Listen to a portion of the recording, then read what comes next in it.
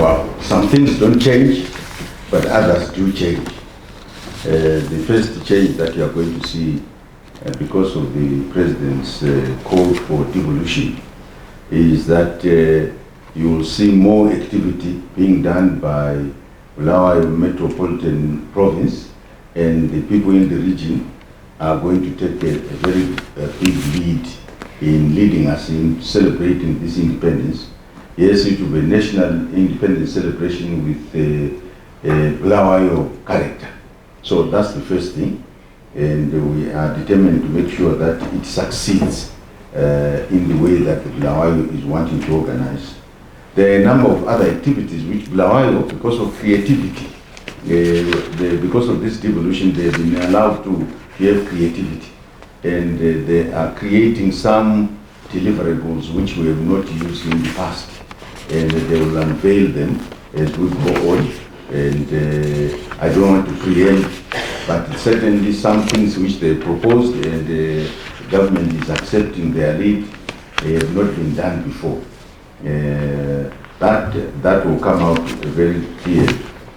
The other aspect is that we are celebrating 40 years. We are not just celebrating one day. We are celebrating the whole year. And I think the minister, who is our chair, in a capacity as Minister of Information, should be able to unveil a lot of activities which also require creativity from yourselves that we plan to undertake this year because it's a special celebration of 40 years.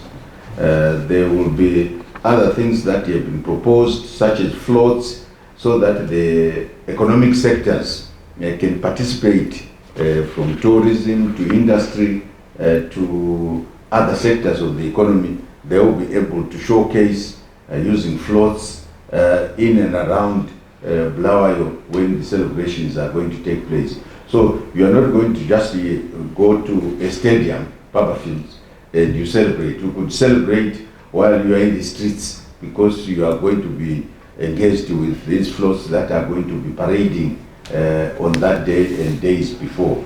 So yes, we want to make it different.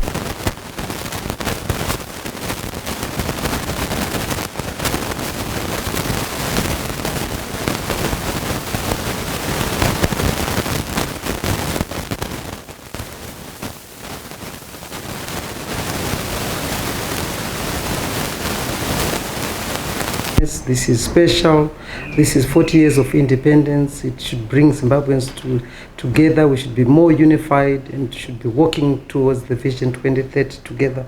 That will be coming back to you so that you, as our journalists, as the media, you can actually put that all, write about it, talk to people who know the history of this country, interviews with war veterans and everybody. A lot more will be coming with it to you.